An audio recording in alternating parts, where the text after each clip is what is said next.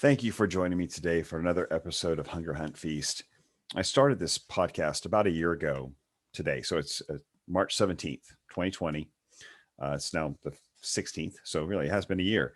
And I'd been gearing up prior to the lockdown for this podcast, been talked to a producer, just getting things together, getting the equipment. And then the lockdown happened. And it was like kind of a window of time given to me as some clients were taking some time to be cautious, to put some space and just figure out what their plan was, what they needed to do. None of us really knew what was going to happen or how things went, obviously, um, how things were going to go, I should say. But it allowed me some time to get this off the ground, get it running. And I'm so happy I did it. I'm so happy I pulled the trigger. I enjoy talking to people, hearing their story, and learning from it. And so instead of day drinking in my sweatpants or doubling up my exercise routine, which I really wouldn't need to do, um, I wanted to do something that was more relevant and connected me to more people and allowed me to have another way to serve a larger audience, so to speak, with just some free content sharing and digging in, learning with more depth than I could fit in, say, like a 5-minute post or a video or something like that. It keeps me, this podcast keeps me in the hunt, so to speak. It keeps me learning and it's helped me make greater connections with people in the alternative health or progressive health space, the low carb health space. And I'm thankful for all the guests who have come on and shared their message, shared their story on this podcast. And for all of you who are listening, of course, as well, for those who have emailed me, who have made comments, who give me feedback, and I appreciate it. I appreciate all the listeners. Um, but many of my guests have confirmed what I believe to be true. Anyway, like I haven't had any really shocking uh, revelations. Certainly learned, moved forward. I think gotten deeper into a lot of things, but they'll confirm what it, from their own perspective, from their own information sources. I've gathered a lot more information, seen a lot more studies than I would have, just and read more books because of it. From the guests coming on and from just digging deeper. And so again, it challenged me. It challenged me to stay in the hunt, to stay hungry. Um, and so many have taken me to another level of understanding and improve that knowledge. And again, it's definitely been a year of growth for the podcast. I'm thankful for that, for the guests that have been a part of that.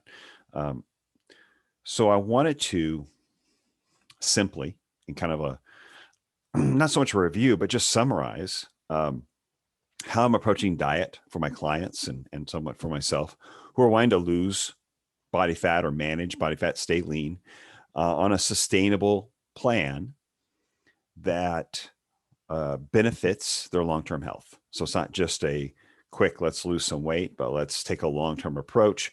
What's going to be a sustainable plan I can maintain. I'm going to make progress and I can maintain it long-term. And it's going to benefit not only the weight loss, but my long-term health. My lipid panel is going to look better. I'm going to move better in the future. I'm going to be healthier as I age. And so I wanted to kind of go back, review that, and add in maybe some things that I've learned in ways I'm challenging myself as well. Obviously, you want to limit carb intake to allow for more fat burning. That's obvious. That hasn't changed. That's not going to change, and most people understand that because the fewer carbs you eat, the more you're going to have to rely on fat for energy, right? And of course, it reduces cravings. It lowers your insulin levels, which affects all the cravings as well as the available, fat, body fat, stored fat for fuel. Because we have two energy sources, right? We have glucose, which is stored as glycogen, and fat. And the more glucose or even fructose or other sugar, that you eat, whether it's galactose or something from another sugar source, you are going to you're going to offset the fat that you need to burn, or that you're going to burn. And in fact, it will increase the amount that you store from what you eat. So we see this clearly in hibernating, migrating animals, right? They eat more sugar around fall, late summer, fall. They eat more either fruit, nectar, or fruit itself, and honey, like bears, and birds will eat more fruit, nectar. Squirrels eat more acorns, which are a combination of fat and carbs together. But this is to build up fat for winter, for the squirrels and bears and so forth, who go a long time with their food scarcity. We see this in a lot of animals, but we see it most, predominantly bears who sleep without and don't eat, don't move for 6 months. Birds that migrate might have to fly hundreds of miles nonstop without eating. So they fatten up. They get to the point where they're practically diabetic, definitely have fatty liver. They're obese or overweight. In fact, the hummingbird, believe it or not, is probably the best example of it's the fattest of all birds. It's a tiny little bird moving super fast everywhere, but they get up to about 40% body fat, fatty liver. They're basically fatten up, and then they fly for 400 miles nonstop and hope they make it. Hope they don't run out of steam, run out of fuel. The problem is humans never quite.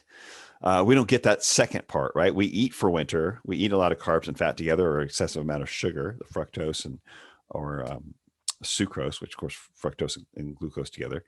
And we don't have a long winter where we don't eat, or where we have food scarcity, and we don't take long trips where we're moving a lot without eating.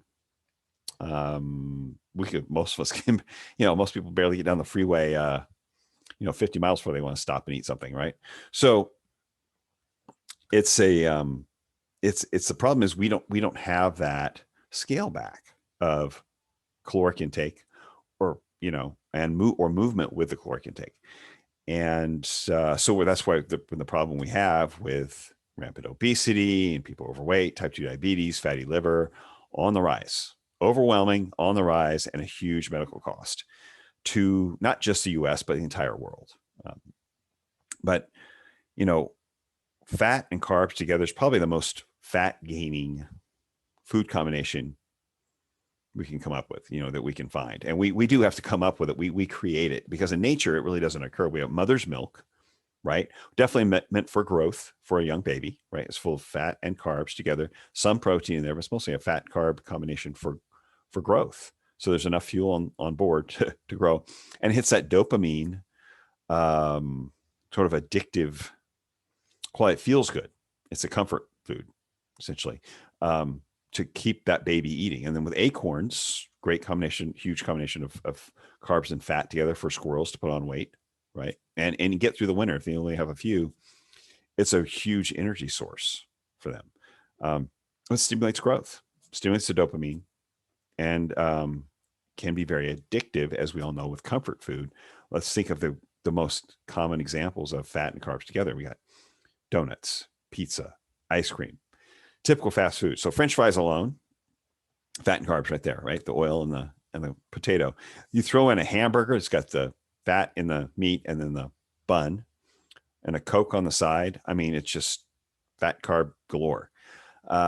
These are the weight gain food. These are the foods that make us fat. Chances are, if you were just eating, if you chose, now you guys know where I stand on low carb, but if you just picked low fat or low carb, and had more fat if you're low carb, or more carbs if you're low fat, and had a decent amount of protein, not a over dilute amount of protein like what we see so many people have, but had like a decent amount, like say 20% of your calories coming from protein. Pretty simple. Probably even 15. But you did low fat or low carb. Either way, you're probably not going to get obese, or you might get some fatty liver from the sugar, depending on your carb source. If it wasn't sugar, if it was just glucose, it was just potatoes and maybe corn, or starchy vegetables, you probably wouldn't have a weight problem. You might have a little thickness around the middle. You might have some hunger issues. You might have some cravings, some up and down blood sugar with the low fat diet, for sure. But you're not going to see what we have now with a at overrun population, um, population overrun with obesity and disease like we have, metabolic disease like we have now. So very addictive. We want to avoid those foods at all costs that are fat and carbs together, especially if you're trying to lose weight. Okay. Might be sometimes you have a cheat meal special thing. You might throw in a little, I don't know. It can happen. Of course, you have a special, but account for it. Make sure it's not a regular thing, and don't be buying, especially processed fat and carbs together. I mean, who hasn't had some fruit and nuts? Well, that's fat and carbs together, or fruit with cheese. Yeah, that should not be a main staple. Those are good, healthy, natural foods, but they're going to not only keep you from losing fat, they're going to cause you to store fat when you eat those. That should not be go-to snacks or meals for you on a regular basis. There should be rare occasions until you get your weight to a point where you're at maintenance mode, and then you can kind of limit those to make sure you don't put weight back on. But those should not be typical combinations for someone who's trying to lose body fat. And if and when you do eat a starchy carb, cut back on the fat for that meal. Don't heap on extra piles of butter and avocado with that meal. If it's the fat that's naturally occurring in the meat that you're eating, in the food that you're eating, great. If you happen to cook some veggies up in some, lard or ghee or butter, bacon fat, something like that, okay, it's occurring with it. Don't heap on extra fat sources if you're having a starchy carb. And I still stand by, if you're when you have a starchy carb for the day, have it one time, trying to lose weight, one time at dinner in the evening, maybe 30 or 40 grams. Likely you're having other net carbs coming in from the other food you're eating, whether you're having low sugar fruit or a slightly less, slightly starchy veggie, might have a lot of fiber, but just a little bit more starch than you're just say, typical broccoli would. That's something like an eggplant or something like that, a little bit more going on, or you have some zucchini. But just stick with a cup of that starch, give or take 30, 40 gram serving. And this is really to work with for a couple of reasons. Work with your sympathetic versus your parasympathetic nervous system. Sympathetic nervous system is during the day when you're active, you're hunting, you're bringing home the bacon, so to speak. You're at work. You want to be go, go, go. You want to think quickly. Okay. You want to be sharp. You don't want your blood sugar going up and down, right? Cortisol is a little higher during the day. The stress hormones, adrenaline, right? Noradrenaline. You want to be active. You don't want to undermine those hormones by putting in a big starchy meal that's going to cause your blood sugar to go up and come back down and cause that crash, that sleepiness we all familiar with, when you're supposed to be most active and alert. So work with your alert system, your sympathetic nervous system when it's on high, by keeping carbs low. Protein and some non-starchy veggies is perfect for that, or a complete fast works well with that too.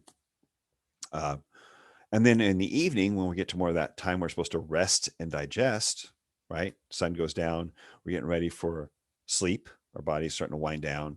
Those cortisol and adrenals start coming back down, and we start getting other, more parasympathetic hormones released, trying to create some melatonin, right, to settle down and sleep. Then have that carb source, which lends itself to those hormones and to creation of those hormones. But also to that, where if you do have a little bit of a blood sugar, drop back, or drop after it goes up a little bit, it's not such a big deal. You're not messing with your hormones. You're not messing with that time you're supposed to be more alert. It actually allows you to sleep a little better. The other thing is, again, with the blood sugar, you just don't want blood sugar going up and down because it stimulates hunger. So if you have carbs in the morning, if you ever had a carby breakfast, you'll notice probably 3 or 4 hours later, you're going to be hungry again. You start your day with some oatmeal or a bagel, toast, you're going to be hungry 3 or 4 hours later because you've got blood sugar coming up, and when it comes back down, you're stimulating ghrelin to stimulate hunger to pull that blood sugar back up.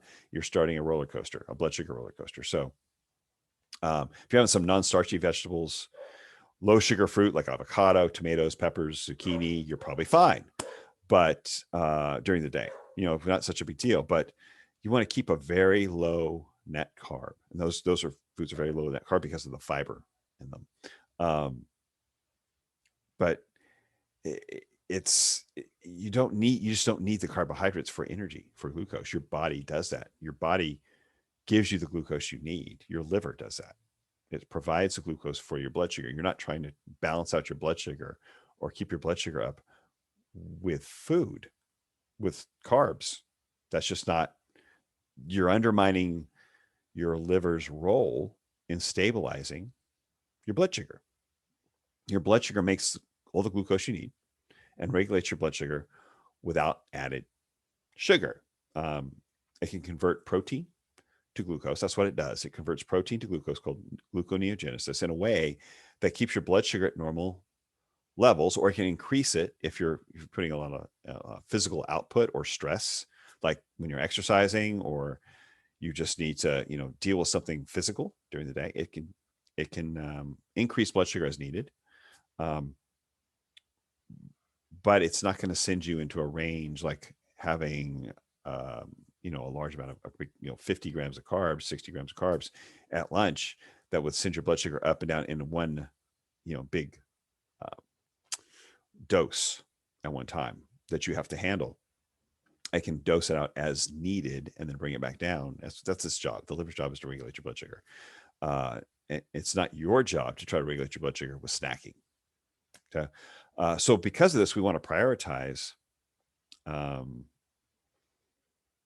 protein in a diet, because that keeps blood sugar. Yes, it does can elevate insulin for a short time, small amount. It does not elevate blood sugar, though. Again, your liver regulates the blood sugar, and it will elevate blood sugar as needed, as I mentioned, when you're doing an activity, you're at an activity or a stress level that fat burning alone can't handle at normal blood sugar levels. So if you're an activity where you can just, that you can handle, like at your office, your chores, your errands, whatever, running around town, and you can burn fat, you have low normal blood sugar levels, maybe some ketones going on there, as liver glycogen, goes down, then if you feel like you're doing something, if your liver feels like, okay, we can't keep up with the intensity here, that it's beyond a fat burning level, then we'll pump out a little more glucose to handle that moment. But it's tightly regulated, so we don't need to mess with it. The more we mess with it, the worse it's going to be. The more we're going to mess with, it's going to get out of whack. It's going to be too high. So let your liver do its job. But we want to prioritize protein for this reason, because it gives the liver a source to create that glucose as needed. Now, in episode 45, I talked about the benefits of a high protein diet for improved body composition and fat loss. And many of the people in some studies were there were middle-aged diabetics who still saw an improvement in body composition. If you can improve the body fat percentage on a middle-aged diabetic, type 2 diabetic, with diet alone, that's the diet you should be aiming for, because that's the most difficult group to do that with. Someone who's already got high insulin levels, chronically high blood sugar, having trouble regulating that, right? Insulin resistant, and in middle age, right? So over 50, let's say. I think it was over 45 to 60-ish, in that range. So the average age was probably, I think, 55, 57. That's a difficult group to improve body composition on, because they're hormonally compromised insulin-wise. So high protein diet. So and then we turn over, on top of that, we turn over about 250 grams of protein daily, at least. Turn it over, recycle it. So we take existing protein, and I'm not talking about just muscle. That could be skin, organ tissue.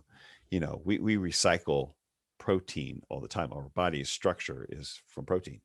And so if you don't have enough in your diet, you're going to have to to recycle it. You get rid of the damaged or oxidized aminos or proteins, right?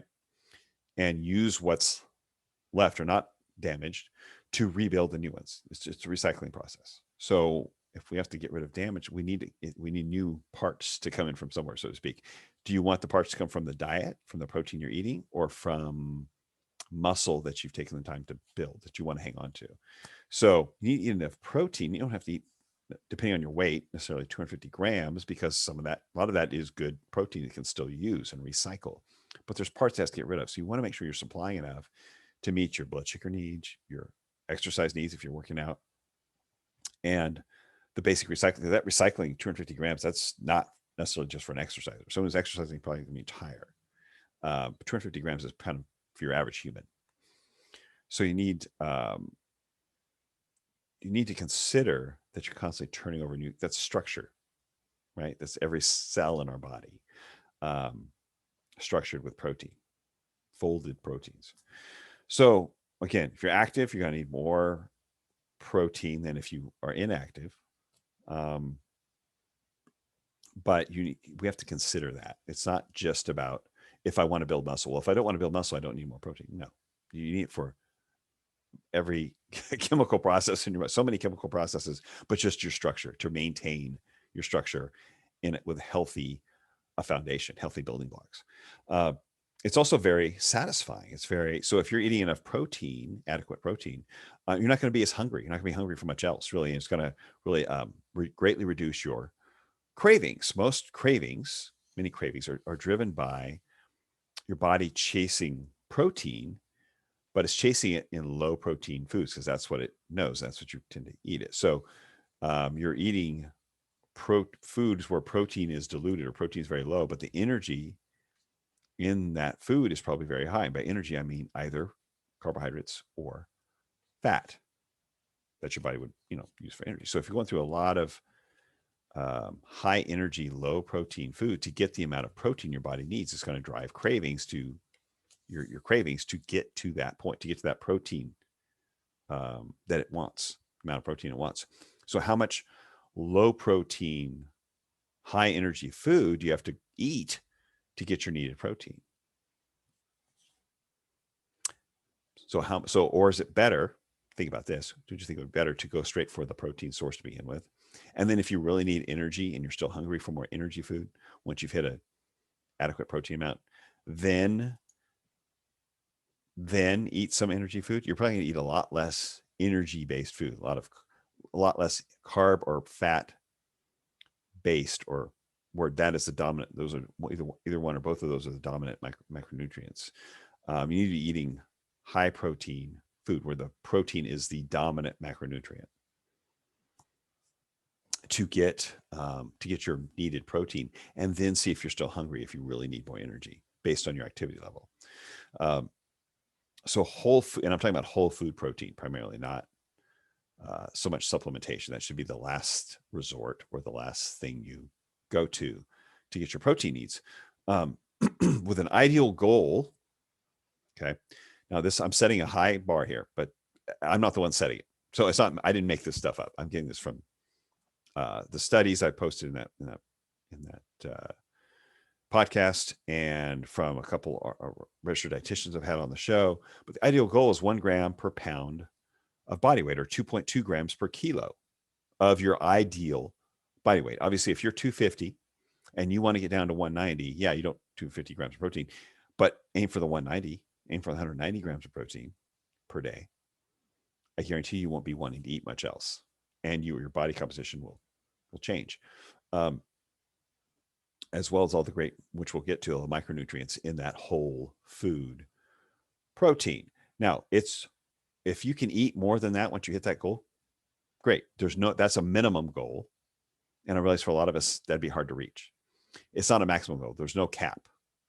But that goal is really, I got from, like I said, 2 registered dietitians, Diana Rogers, who produced and created Sacred Cow, who was episode 36, and then Michelle Hearn, who was episode 37, another registered dietitian. Just wrote a book, The Dietitian's Dilemma. She's a ultra runner. Excuse me, I want to say marathon. Ultra runner. She was actually the female 6-hour champion, or number one 6-hour runner for a 6-hour event, named by Ultra Runner magazine in 2020. So significant athlete, but not a bodybuilder by any means, not a big person, but she's saying 1 gram per pound body weight. So both of them actually mentioned first step is to aim for trying to get 100 grams per day. That's a good first step. Get at least, if you're not eating a lot of protein, go for the 100 grams per day as your first step. Then start working up toward 1 gram per pound of body weight as your goal. And that's, again, that's not for someone who's trying to build muscle. That's just to have a lean body composition and health and overall health, and not craving other protein diluted, energy dense foods that you really don't need. And again, for most people, hitting that goal will be difficult enough with whole food. Okay, rather than supplements, you may have to supplement to get there. We'll talk about that, but it's just, you want to make your primary source whole food because of, again, the micronutrients in there. But your first step, shoot, if you're not used to eating a lot of protein, if you notice your protein is probably coming up short, 50, 80, 90, aim for getting 100 and push past that and just up over time. Okay.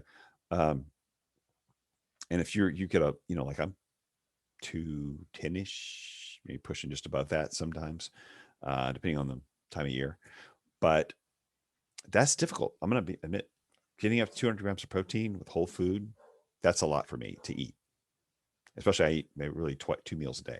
So it's difficult. I will often use a supplement. If I've worked out that day, I'll use a supplement to help me get up to that point. But I'll easily eat 150, 170 maybe in whole food for sure. So, if you're not used to measuring that, you definitely use a food app. There's some great food apps out there like MyFitnessPal, or there's some good ones to help you track your protein and make sure you're not overdoing the carbs and fat. But, an ounce of meat or fish, pork, chicken, et cetera, or 1 egg is about 6 grams of protein. It can give or take a little depending on the type of meat, but pretty much an ounce is 6 grams, 1 egg, 6 grams. So you can kind of figure out from there how much you need to eat. And then if you need to use a supplement, I recommend buying your own protein powder and creating your own shake. If you don't put anything else in there, mix it in water just to get the protein in without diluting or having any other energy food coming in. But, like a whey, egg, or beef based protein is going to be the most bioavailable and have the branched chain amino acids that you want, enough of those the right proportion to stimulate the muscle growth or keep the muscle as it should be. You need branched chain amino acids just for muscle protein synthesis. There's only about 8 aminos in that. And the primary ones being leucine, isoleucine. So it to stimulate the muscle growth, or basically hang on to what you have when you're trying to lose weight, or recover from a workout. There's a lot of other amino acids. A lot of them are in other plant proteins and even animal proteins have other amino acids besides those 8, but those aren't used by the muscle for muscle synthesis or protein synthesis. They're used for energy. They're broken down and burned by your liver for energy. So that's why animal proteins have the largest concentration of those. And so you have the concentration you need to stimulate some muscle protein synthesis in about 25 grams of protein as a minimum of animal protein. The same amount of those aminos you need in 25 grams of animal protein, you would have to you'd have to eat about 40 plus grams of plant protein to get the same amount of those muscle stimulating aminos. And even then, plant protein tends to be less bioavailable just because of the fiber and just our way our bodies digest it. It just doesn't measure up on the absorption scale. The most bioavailable would be like egg and whey. Beef even comes down from that. And you get into plant proteins, it's like half, anywhere between 40, 60% absorption of what you get from an egg or whey protein. So animal protein is the way to go. Did a whole episode on that, actually. Several talk that mentioned where that's come up, but a minimum, so with a shake, with a whey supplement, you're looking at 24 to 29 grams per serving, which might have maybe 2 to 8 grams of carbs in it, especially if it's, it's just sweetened with stevia or something like that, not sugar, obviously, um, or not at all, no sweetener at all. There's some great grass-fed ones out there that no flavoring, no extra sweetener, totally clean. And they might have maybe a gram of fat in them. So you're getting a pretty high dose of protein, which really brings your protein up quickly without making you feel extra full or bogging you down with other macronutrients. Avoid the bars and the snack foods because they tend to have other ingredients in there that you don't need, just for flavor, for texture, to make things stick together. Usually has more carbs and fat, and other filler, just filler. It's garbage. But really make whole food the majority of what you eat, and then only add the shake or the supplement as needed. I have clients who just they'll add a couple eggs. They don't do the shake. So after dinner, they'll have a couple extra eggs, or at lunch, they're not quite enough protein. They'll have a couple hard-boiled eggs nearby. Put that in just to bump the protein up a little bit more. But if you can get to, say, 80% of that goal of 1 gram per pound of body weight with whole food, and you feel good and you're losing weight consistently and you don't have any cravings, fine. No need to supplement. You can get to 80% of that 1 gram per pound, or 2.2 grams per kilo with whole food, and it's working for you. Good. Don't feel like you have to supplement. Just run with it. Just do that because you're close enough that's working for your body. But just know 1 gram per pound is a great goal to shoot for, and it's not a limit. It's not an upper limit at all. It's not an upper limit at all. There's really no upper limit on what you can eat, say, unless you have some sort of kidney disease. But now, if you're doing some consistent and intense resistance training and trying to add some muscle while losing weight, then I would definitely go for the 1 gram per pound, even if it means supplementing. If you're doing like 3+ days a week of some intense resistance training, then definitely it will not. It basically say it won't get in the way of your fat loss. It'll help, if nothing else. But your liver will regulate how much protein is converted to glucose. So don't worry about it. It's on an as-needed basis. Don't worry about eating so much protein that you elevate glucose because of gluconeogenesis. It just doesn't work that way. The problem is your liver can only hold about 100 grams of glycogen. It's not a problem. It's just biologically fact. Okay. Your liver can only hold about 100 grams of protein, or 100 grams of glycogen, which is how it stores glucose, which is about 400 calories. And that's a maximum. And it usually tends to stay low, a lot lower than that, likes to stay half or below, just to make room for your next meal. So if you do eat some glucose or something, it has room to put it in your liver and store it as glycogen, so it's not elevating your blood sugar so much, or you don't have to store it as fat. So your liver likes to keep it low, keep its storage low. It uses it, again, to regulate blood sugar. Glycogen stored in your muscles stays in your muscles until you need them, until you exert them to the point that the glycogen is needed.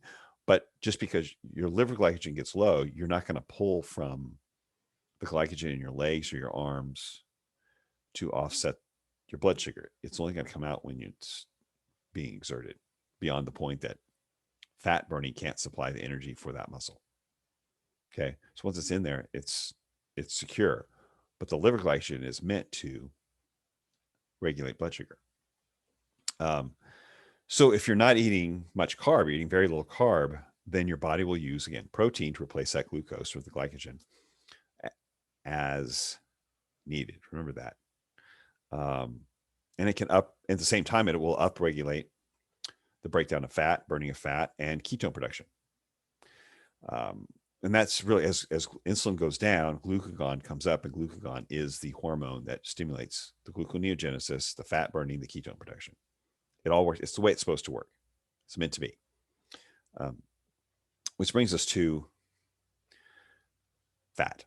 So fat doesn't elevate insulin levels so much. It has very little, or it's a delayed impact if it has any, but certainly doesn't do what carbs does, where the instant explosion of insulin, or even as much as protein, where it has some insulin elevation. But it does replace the fat that you're trying to burn. So if you're eating fat, it gets stored as fat. If you're trying to burn fat or lose weight, lose body fat, you really don't want to eat, in my opinion, an excessive amount of fat. Yes, there's no impact on blood sugar. You'll keep burning fat, but it's very easy to replace the calories you're using just moving around with food that you're eating, with the fat that you're eating. So because it's stored in your fat cells shortly after digestion. It goes from the gut to the portal vein. Chylomicrons take it and store it in fat cells. So there's plenty of fat in many of the protein foods you're going to be eating, like beef, dark meat, chicken, eggs. So you don't really need to add any for your health. Some might occur in cooking. So if you're cooking, like I mentioned before, lard, tallow, coconut oil, olive oil, butter, there's going to be some added to the food that way as well. Certainly use those saturated fats as opposed to the vegetable oils, which are in all of our processed food. I'll end this in episode 49. Avoid the vegetable oils just for inflammation and avoiding disease. I won't go down that rabbit hole because I'll get on a rant, but check out episode 49 if that's something you're not familiar with or you want to dig a little deeper. But use the saturated fats for cooking for sure, just to avoid oxidation and unnecessary inflammation in your body. But you don't need to add fat unnecessarily. If you want to add a little avocado with your eggs or your steak, fine. Add a small amount as garnish. It's not throw a big avocado on there and that's going to put me in ketosis. No, it doesn't work that way. And if you're trying to lose weight, unless you need more energy and you're not getting enough calories and you're losing weight too quickly, or you don't want to lose weight, if that's the case, fine. Yeah, throw on a whole avocado. But if you're trying to lose fat, you don't need to add more, honestly. Only exception to that, I would say, was as you're in transition, you're starting out with low carb and you feel like you're kind of low energy and you want to, you're having a hard time transitioning, you're feeling hunger pains because you cut the carbs out and trying to get used to it. Yeah, a little fat might help you get some satiety. I would still say eat some more protein. You're going to feel better that way. But there's a little wiggle room there because fat is still energy. Fat is, you're trying to burn it off. You want to burn off stored energy though, not the energy you're eating. So adding beyond what's naturally occurring in your protein is just offsetting the stored energy that you want to burn. We all know the saying, you are what you eat. Let's flip that around a little bit. Eat what you are. So we're made of protein, fat, and minerals. That's basically most of the minerals. We use them for processes stored in bones for sure. Proteins, every tissue. Fat, that's the cell membrane. Cholesterol is cell membranes. Our brain, 15% cholesterol. Protein making up every structure from skin, hair, organ tissue, muscle. It's stored in our bones. Bones are pretty much minerals and protein. We need fat for all sorts of functions. Did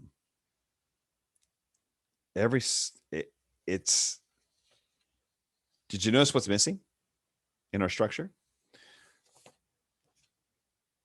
Starches. There are no starches as part of our structure. We can burn starches for energy, obviously. And there's minerals in certain leafy greens, carbohydrates technically, that we use. We can pull those minerals out, but there's no starch. There's no cellulose. Okay. There's no plant material that we use in our structure. And we can get the majority, if not all, of our micronutrients. Some people get all. They're eating a variety of animal food. Certain minerals like magnesium or potassium, they're found in greater quantities in very green vegetables. Those are usually more fibrous, not very starchy. And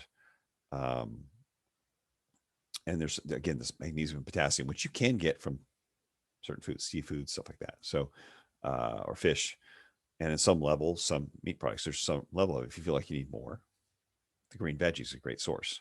But we certainly don't get them from grains. There's nothing micronutrient necessary about any kind of grain, corn, wheat, barley, any of those, soy for sure. There's nothing we need.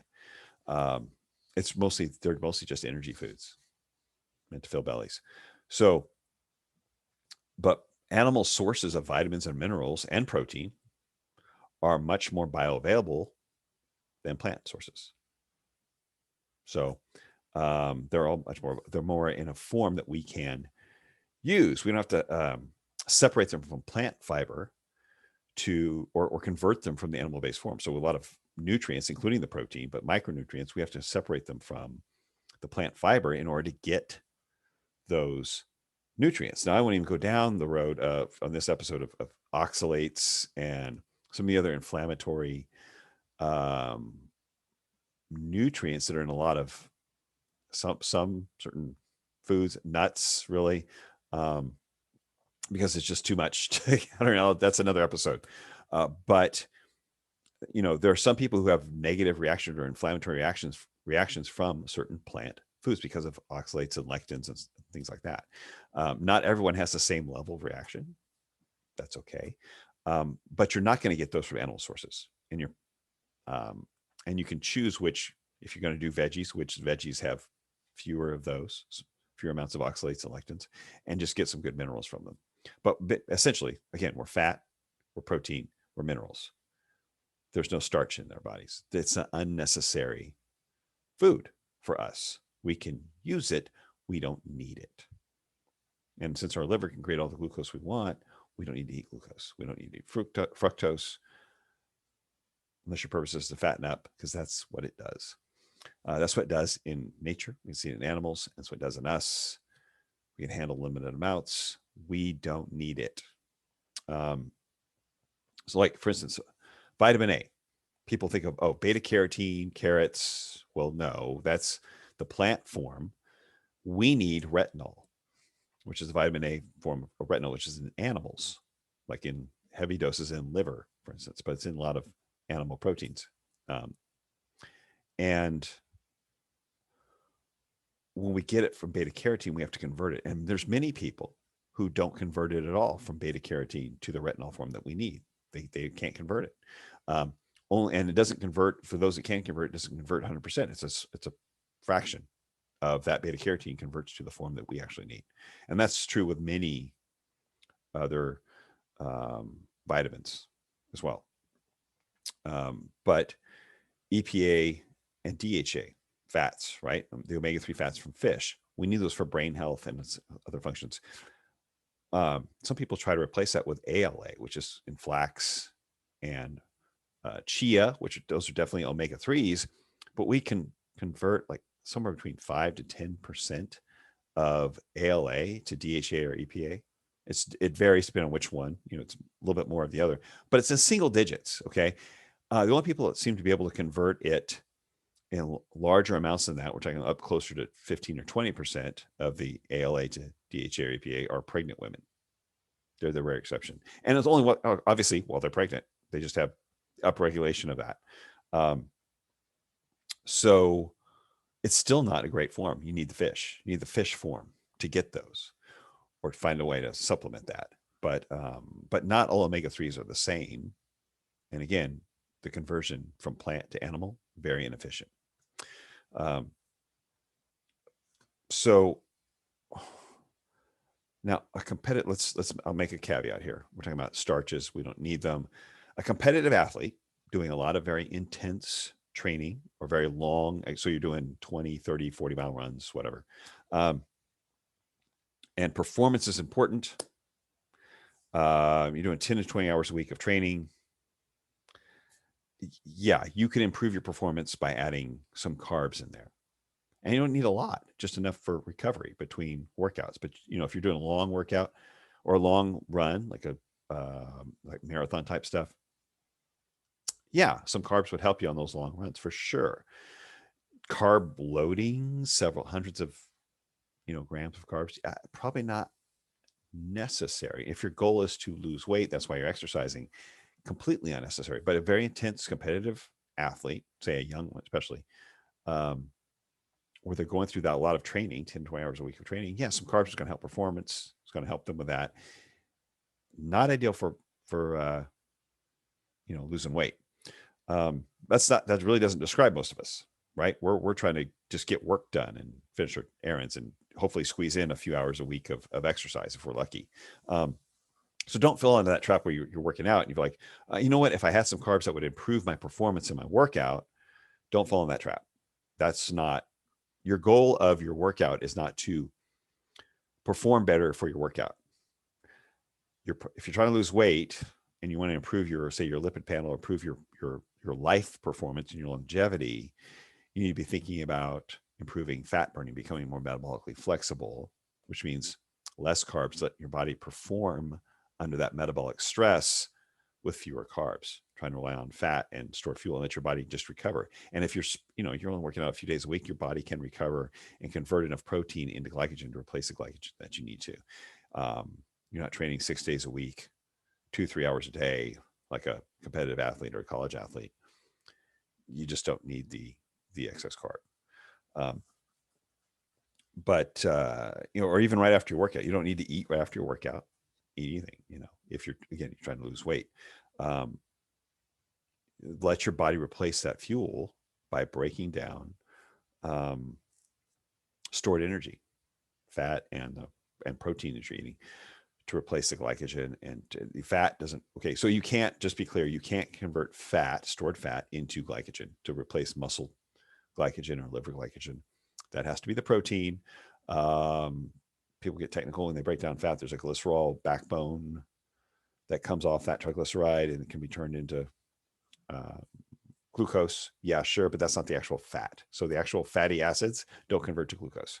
You just burn them as fat, or you can convert something to a ketone, but some of it to a ketone, excuse me. But it's not the glucose in your muscle cells, in your liver. It's stored as glycogen.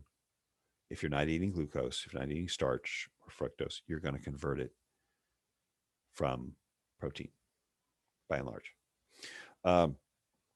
Again, another reason to eat more protein. So higher intensity would require more fuel, right? So again, 300 grams of carbs or glycogen stored in all the muscles in the body for the most part, average person. Okay. Obviously there's some variation there, but average person, depending on size, but about 300 grams, it's about 1,200 calories for all the muscles in the body.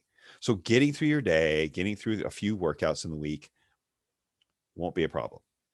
And your liver can convert most of that within 24 hours, can replenish most of that, 24 to 48 hours, replenish most of that as needed for a workout.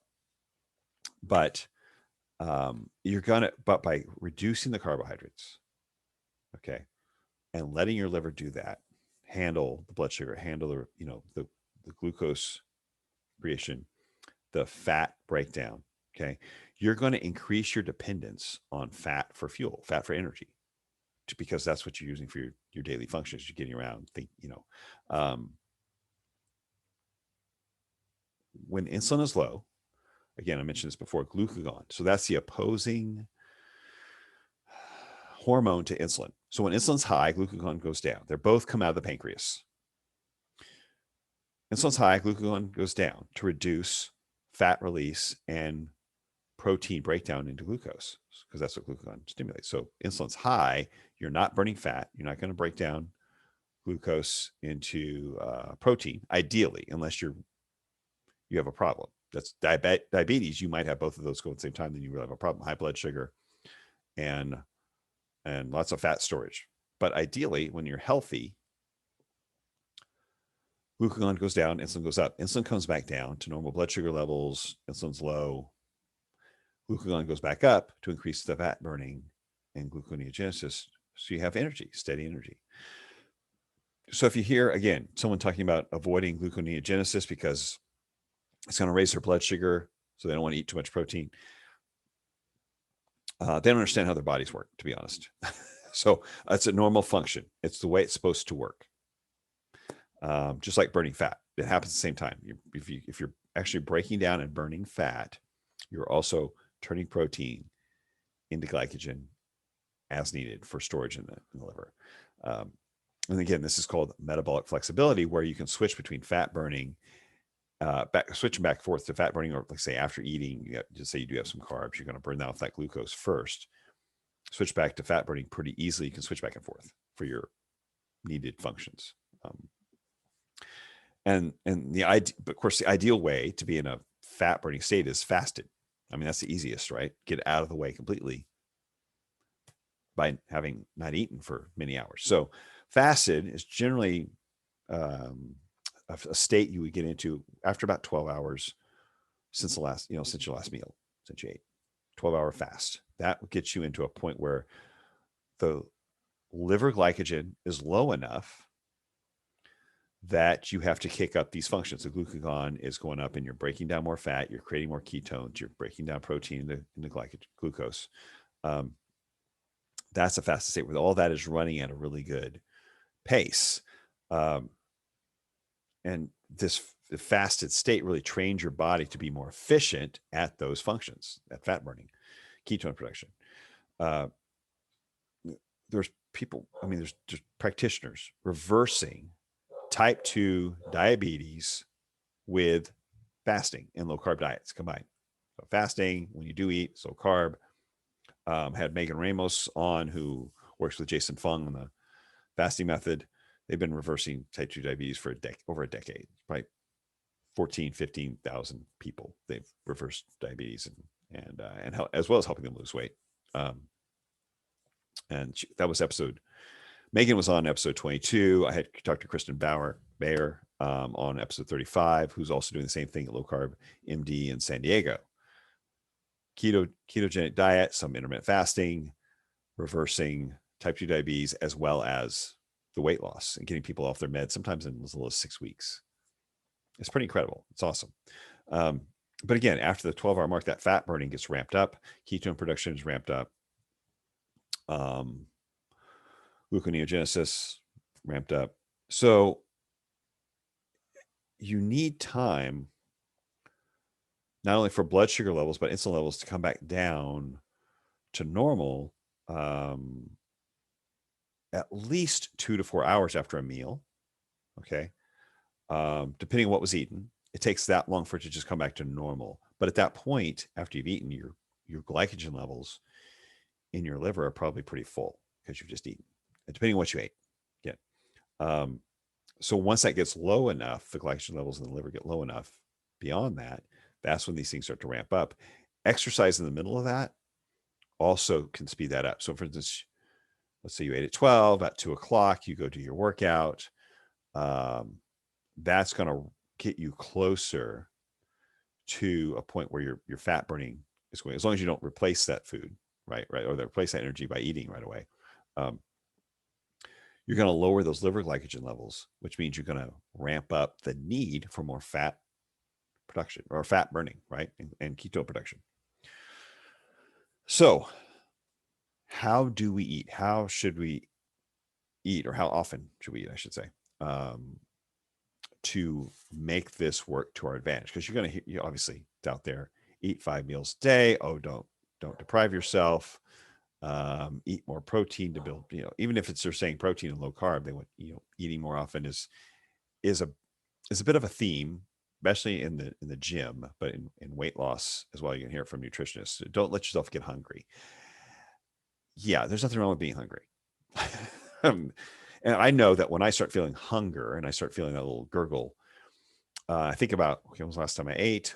Am I really hungry? Am I just dehydrated? But really what it tells me is liver glycogen is low. It's trying to signal something. If I don't eat, guess what's going to happen? Fat burning is going to ramp up. That tells me there's a need, but the need can come from stored fat. It's just as a hormonal transition, right? It's that metabolic flexibility where you're shifting your fuel. So less glucose from the liver, more fat burning, more ketone production.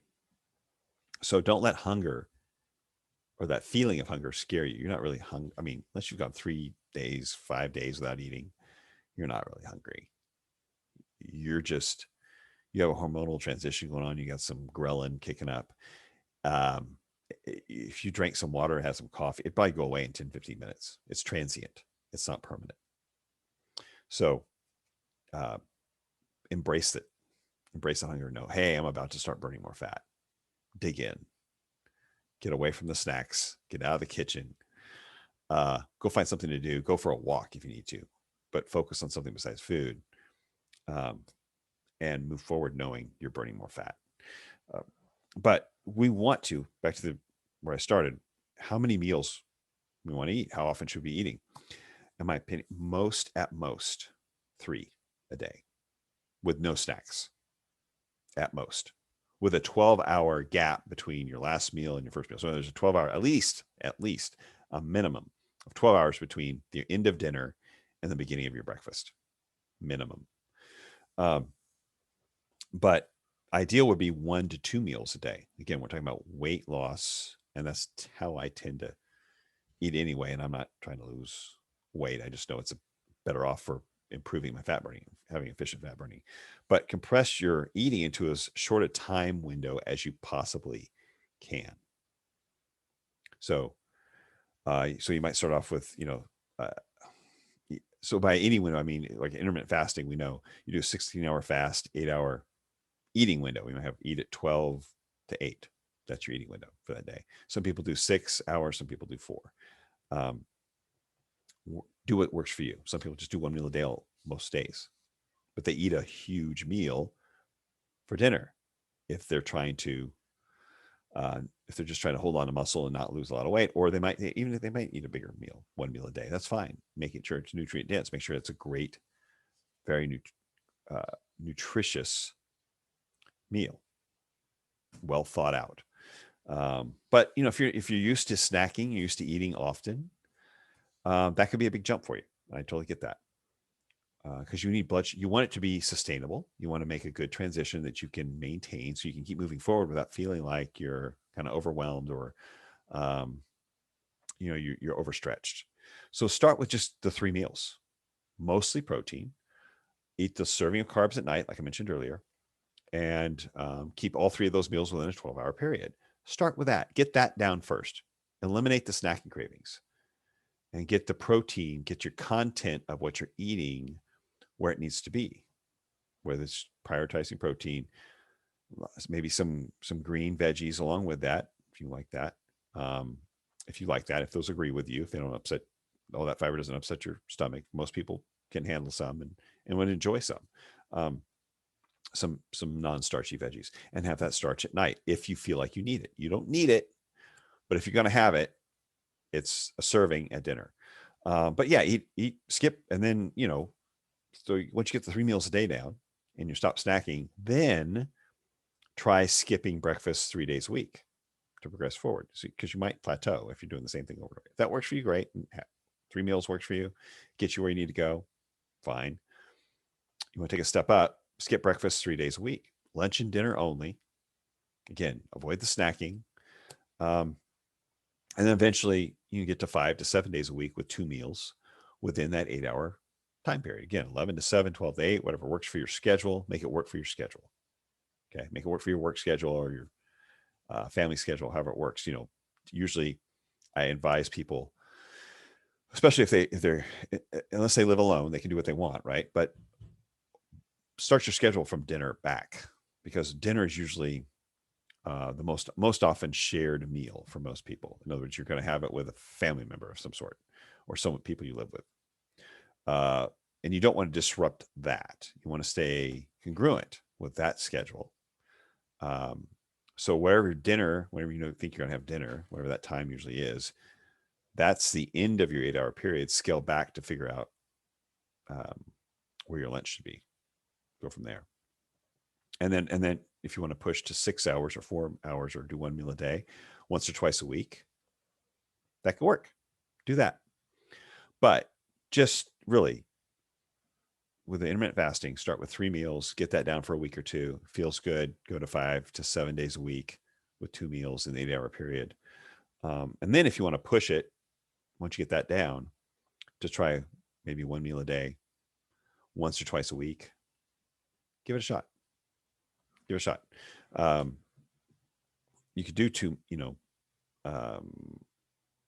couple meals with between 6 to 8 hour period for all the other days, and just do 1 or 2 meals a week, 1 or 2 days a week with 1 meal, and really find some great results with that, because it throws off. You're not going to hit a plateau doing it that way. You're going to I still do one day a week. In fact, today is it's Tuesday. I usually go dinner to dinner fast on Tuesdays. It allows me to I don't worry about food. I keep the electrolytes high, and fluid in, a little bit of coffee, black, um, and just wait till dinner and just stay busy. And I know that's like a workout for my fat burning metabolism. It's a workout. It makes my fat burning metabolism more efficient as I get through my day. Just fat, ketones. I usually don't do a hard workout on that day. I might go for a walk or an easy jog, do some light cardio, just because my focus is on it's just getting stuff done, right? Work, but I'll squeeze that in. But it's not an intense workout where it's glucose. Right? It's more about the fat burning. I keep the focus on the fat burning. So, but again, do what you want.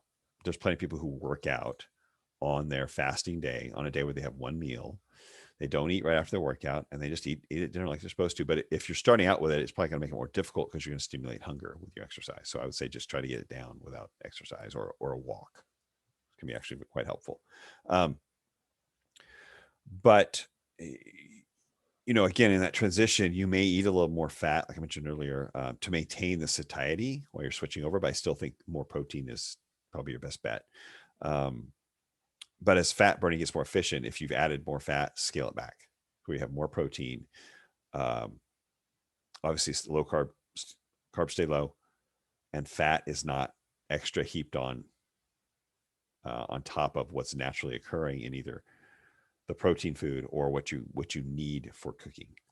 But it usually takes about 2 to 4 weeks for most people to fully adjust and get more of a efficient fat burning going on their system, where they can,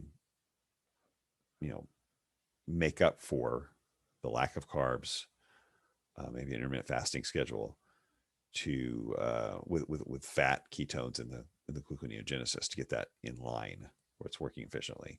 And you shouldn't have to load up any extra fat for satiety.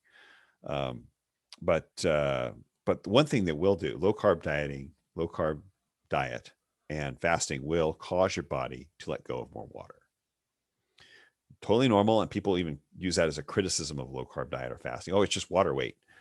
Yeah, it's water weight for a reason. It's still weight. It still takes up space in your body. And a lot of times it's excess, it's extracellular. And many times your insulin levels are so high that they're causing your kidneys to hold on to more fluid than you need. You might have high blood pressure because of it. A lot of people notice if they get on a low carb diet, they lose 15, 20, 30 pounds. They have to adjust they have to go to their doctor, I should say, to have their doctor adjust their blood pressure meds because they're no longer have the high blood pressure that they had before. So they don't need such a high dosage to control blood pressure, or they might be able to come off of it completely because their kidneys, their insulin isn't stimulating the kidneys to hang on so much to as much sodium and fluid. So the blood pressure comes down. But again, this is normal. A gram of carbohydrate holds on to 3 grams of water. So as you hold on to more glycogen in your system, 1 gram of glycogen, 3 grams of water. That's fine. You're holding it in your muscles and your liver. The thing is, if you're constantly have high carb intake, you're constantly bringing in more water, and insulin levels are high. So you're going to hold on to it in your kidneys, and that creates the high blood pressure. But it's okay to let go of that, to drop that water. Because it does take up space. You can take up space in and around the fat cells that you're storing it. So allow the water to come out. It's fine, but you might have some negative symptoms because of it. So it's a good thing, but there might be some negative side effects in the way you feel, especially early on. Might feel a little lethargic. You might get a couple of headaches. This isn't really, they call it the carb flu. Yes, it's probably related somewhat to the carb, but it's more of a transition because you're getting rid of carbs. I think it has more to do with as you lose that water, you're losing electrolytes. Your electrolytes become out of balance. It could be a lower potassium, a lower magnesium. So believe it or not, sometimes some salts can actually help you feel better. Put a little salt in your water, or just throw some on your hand. Eat it. Salt's not causing you high blood pressure. The insulin driving the kidneys to hang on to sodium and water is, because your insulin comes down and you're losing that water. The salt's not going to make you. Salt's going to help you hold on to a little bit more, but really keep some of that water in your system that you need. But the amount that I'm talking about isn't going to throw off your blood pressure or make you suddenly puff up. Okay. Um, ideal, what I do, and what a lot of people have found some help with relief on those, the lethargy and the headaches when fasting or even just low carb, is to replace with some electrolytes, sugar-free electrolytes. So don't go get some Gatorade or some other kind of over-sweetened electrolyte beverage because it's full of sugar more than anything else. You want something with sodium, chloride, magnesium, and potassium. Those are the electrolytes you need. I use one called Relyte, Relyte, made by Redmond Real Salt. And I just put a little scoop in my water, shake it up, drink that, especially throughout on a fasting day. But really, the mornings when I'm fasting or before a workout just keeps my electrolytes balanced. So I feel good even while fasted and even pushing through a workout fasted. It just keeps those balanced. It's not, it won't keep an excessive amount of water on you, but it keeps it where your blood pressure's up where it needs to be. And things are balanced. You need those. So what I'll do is I'll put a link in the show notes to give you a 15% off discount, 50% off. If you use that link to buy some Relyte, check it out for yourself. But great company, great product. Just actually did the episode before this one. I had Daryl Bosshart from Redmond on as a guest. So they're family business out of Utah, produce some high quality salt for cooking, but also this Relyte beverage. So, or Relyte supplement for your water, I should say. So check it out. But I just feel better. I can feel a difference in my energy because it keeps the blood pressure up and keeps the electrolytes balanced. So without adding energy, without adding carbs or fat. So again, for breakfast, when you're intermittent fasting, you're skipping breakfast, no intake of calories, but coffee or tea is fine. Ideal would be black. As I mentioned, I do. But if you want to do a tablespoon, okay, 1 tablespoon, heavy cream, that's about 50 calories. It's mostly fat. That's okay. 50 calories. Okay. If you use butter or coconut oil or some kind of MCT oil and use a tablespoon, it could be double that. 100, maybe even more, 150 grams or calories, 150 calories from a tablespoon. Or 2 tablespoons of cream, you're at 100 calories. What we don't want to do, as I mentioned before, is replace the fat you want to burn with fat that you're eating. You want to burn stored fat, not the fat you're eating. So a tablespoon is enough. Take the edge off the flavor of black coffee, if that's what you need. But the point is to not have calories coming in, not have energy coming in. So 50 is enough to kind of get through over the course of an hour or whatever. And then you're back to, you're burning fat. Or you're burning more fat than you're taking in, I should say.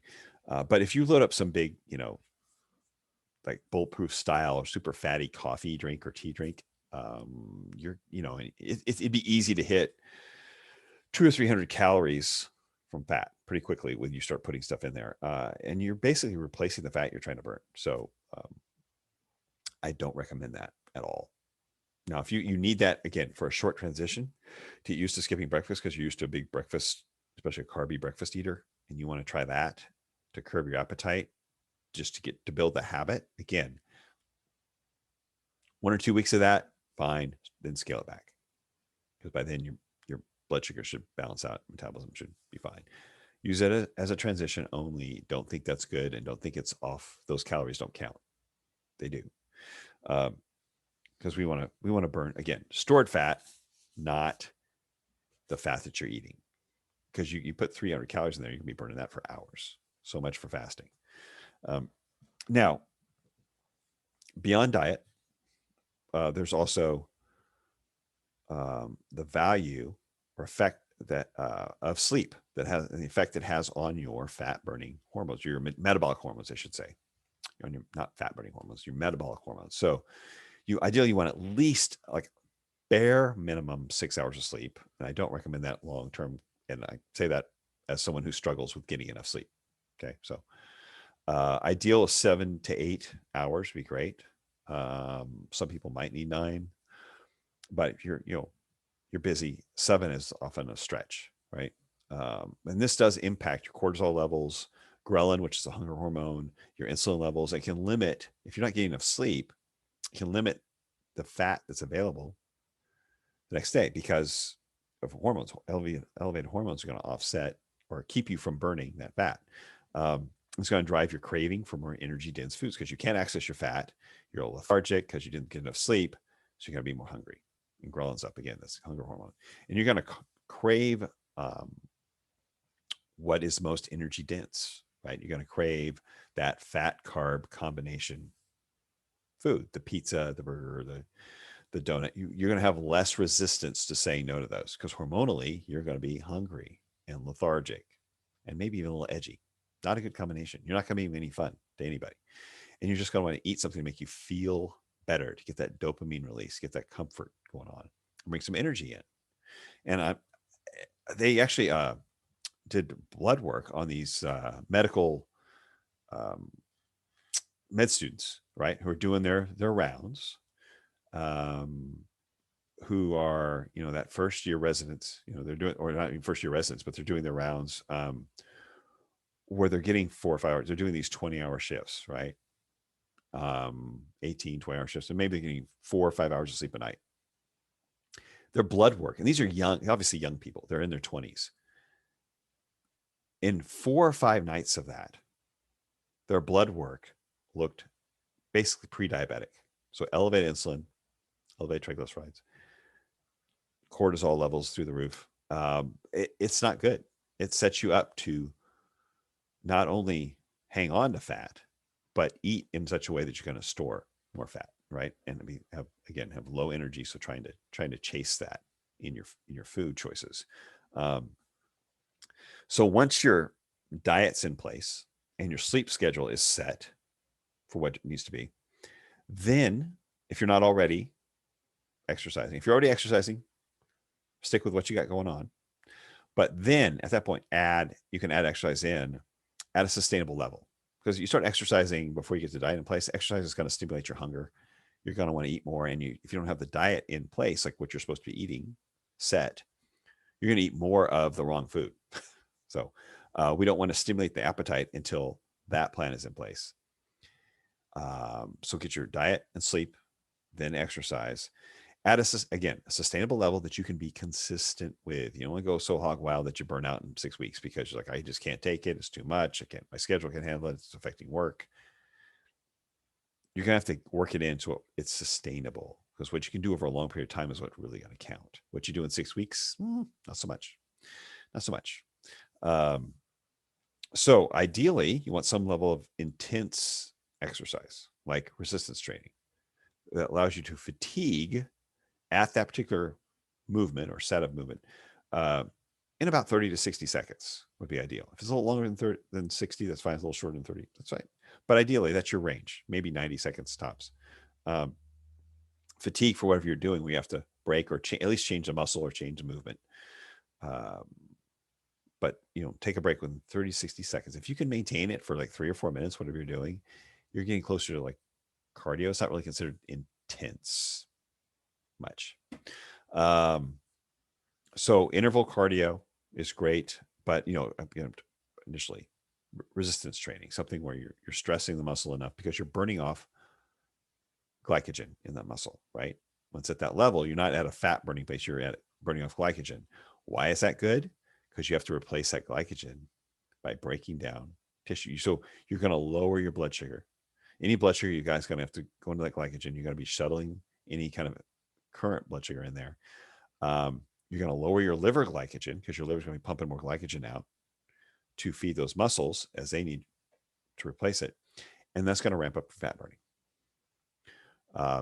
Because as liver glycogen gets low, remember, we burn more fat, we produce more ketones to help replace energy as quickly as we can from all sources. So yes, it will ramp up gluconeogenesis as well. That's okay. It's all normal. It's all what you want. It's lower insulin, higher glucagon, and the effects of that. So intense exercise creates that deficit. It also makes the insulin more, or the muscle more insulin sensitive. So when insulin does come around with fuel, it's going to go to those muscles instead of being as likely to be stored as fat. You're creating a glycogen depository for when you do eat carbs. That's where it goes to muscles rather than being converted as fat. If those muscles are full because they haven't been used and they're insulin resistant because they're full, again, they're saying no more room. We don't need more glucose here. It gets stored as fat. So if you're doing cardio, my recommendation is the interval cardio, again, where you're fatiguing in 1 to 2 minutes of whatever cardio you're doing. And then you have to come to a recovery, either a slower pace usually, or a walk or a stop, depending on what you're doing. So that is also going to burn off more glucose. It's going to stimulate fatigue sooner.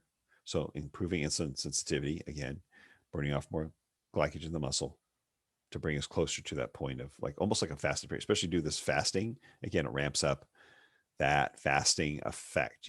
It's like you move further down the fasting spectrum when you're exercising while fasted. And then plenty of non-exercise activity as well, like walking, yard work, playing with your kids, just stuff that's it's just good for your general health. It's not going to make a huge impact on weight loss necessarily. That's, because it is moderate or light. But it's good for your overall health. It can bring down, go for a walk after dinner. Yes, it can bring your blood sugar down a little sooner. It's good. It's just not going to make have the impact that you're going to get from a more intense exercise on your fasted period or your low carb diet. So we use exercise like a supplement, as it comes to weight loss, as a supplement for your diet, not the other way around, because you can't outrun the bad diet, as we mentioned. Exercise will make you hungrier. So at least when you do eat, you got the diet in place, but it supplements your fat loss. If the diet's in place, you got the fasting going, your sleep's in place, the exercise will help the fat loss. If you're just exercising, but you haven't changed the diet and your sleep's all jacked up, you're probably not going to have much luck with the weight loss. You can't put the exercise first. It can't be the first priority because you'll out eat it, or you'll hormonally be not in a place, you won't be in a place to allow fat burning. So you're just going to be hungrier and you're going to eat more of the wrong food. So diet, sleep, exercise, intense exercise, moderate activity. That's your cascade. That's your plan and priority. Now, if you want to take your micronutrient game to another level, improve micronutrient intake, then you want to get that again from real food, not just from supplements. So, as I mentioned before, animal-based foods are the most bioavailable for those micronutrients. So I do supplement with some magnesium. I use a magnesium lysate glycinate. I know that's a mouthful, but you'll see when you see it, you'll know it. It's LY glycinate, GLY glycinate, which really helps with sleep. As I mentioned, sleep's an issue. Make sure I sleep all the way through the night. So that magnesium will help things relax and helps you with sleep. If for some reason eating more protein, like a low carb diet or a higher protein diet, tends to slow down your digestion, slows down your bowels a bit, you may want to try some magnesium citrate. That tends to loosen things up, bring some more fluid into the bowels, and it'll help that along to some degree. But that's my driver's sleep. So the magnesium lysate glycinate is much more geared towards that. And I supplement with vitamin D3 in the oil form, not a tablet, ideally. Have it with a fat because you want to digest D3 as a fat. Because I just don't get enough sun. My vitamin D is a little lower than I'd like it to be. And I think we've all kind of at this point realized how vital vitamin D is for health and immunity. After this last year of fighting off a virus, and vitamin D seems to be one of the main micronutrients we need to make sure is adequate in our system to help keep us healthy. Um, but you can get those good doses of those from certain foods. There's certain foods that I include in my diet weekly and some of them daily, um, because they come from the most bioavailable source is an animal source of micronutrients. So those, I don't know if I said that correctly, but it's basically those foods have the most bioavailable source of certain vitamins and minerals. Would be a better way to say it. Uh, the first one being the most unpopular, beef liver. Now, a lot of you going, yeah, you eat liver. I understand. Any kind of liver is going to be micronutrient dense. It's really good for you. Ruminant being the best, whether it's a cow, lamb, wild game, buffalo, deer, whatever, goat even, is ideal, just nutrient dense, lots of vitamin A, lots of other great micronutrients. And it's just, I treat it like a um, supplement, essentially. That's why I look at it. I don't need to sit down to a big meal of liver. I eat 2 or 3 ounces a day. I usually cook mine in a crock pot on low with some salt, pepper, garlic, keep it really simple. Um, and then I have 2 or 3 ounces before I start my first meal of the day. Just like, again, it's taken like a vitamin. I know it's very bioavailable. It's got some protein in it, but I'm only eating 2 or 3 ounces, and some healthy fats, but it's basically about the nutrients in there. So treat it like a vitamin, look at it like a vitamin, not some food treat, and approach it that way. This is really, really good for you. Probably it's the superfood that we have on this planet is liver from a ruminant animal. So it's treated like a superfood. Couple ounces of that a day is going to really supply the majority of your micronutrient needs. Egg yolks are another great one. Yes, eat the whole egg if you can. If egg whites are good for you. Some people have issues with them as far as anti-nutrients or maybe digesting them, but yolks are where all the micronutrients are. A lot of health, choline, a lot of other great vitamin A again. I eat 3 to 5 whole eggs a day and a half for probably over 20 years. They're awesome. And oysters is a new one I have added to my regular diet this year from people I talked to on the podcast and people I connected with.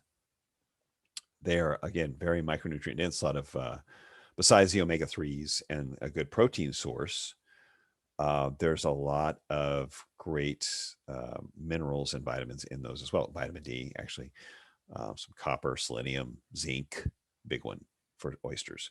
So beef liver, egg yolks, and oysters, you've got some serious superfoods right there. And oysters might be like 4 to 8 ounces once, twice a week. If I have 4 ounces, it's like, it might be once a week. It might have another 4 later in the week.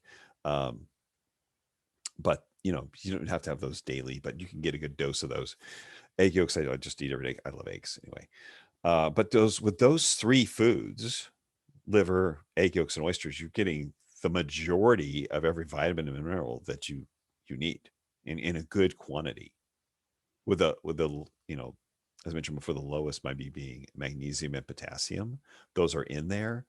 If you feel like you need more, supplement or have some more green veggies that have a lot of magnesium and potassium in them. But you're really getting everything in those 3 foods, believe it or not. And really, you could probably narrow it down to liver and oysters and cover the gamut. Egg yolks to me are just like extra because I love them. But a lot of the same nutrients, there's overlap there. There's some overlap. But beef being my main source of protein food, it's really micronutrient dense as well. The vitamin A's in there, the iron, B12. So from animal sources, it has to come from B12. But it's full of, and it'd be my first choice, and it is my first choice in most cases, most days, for getting enough protein and with from a micronutrient dense food as opposed to a supplement or a shake, right? I also include I'll include some fish, so like sardines or ocean caught salmon, to add great nutrients in there, micronutrients in sardines as well, but just a good protein source. and as well as the DHA and EPA I mentioned before, those fats that come from fish only, that we need for great brain function. So these are not, this is not just about the protein. It's not just about the protein. It's why a supplement can't replace real food. It just can't, because a supplement's not going, it's going to be, even if you're taking supplement vitamins, micronutrients, they're made in a lab in most cases, and they're not going to be the most bioavailable or most nutrient dense. There are some great supplements out there that are desiccated organs.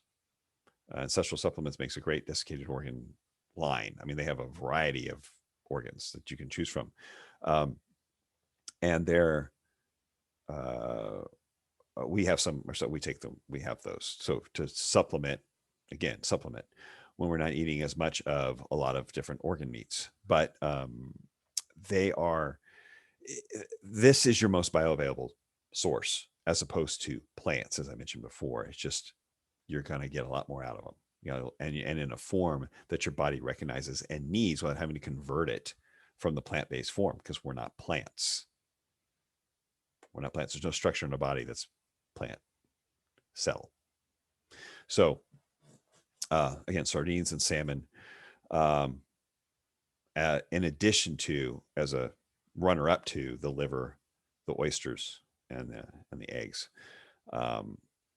But we need to stop making supplements our main course or our main source of micronutrients. They aren't.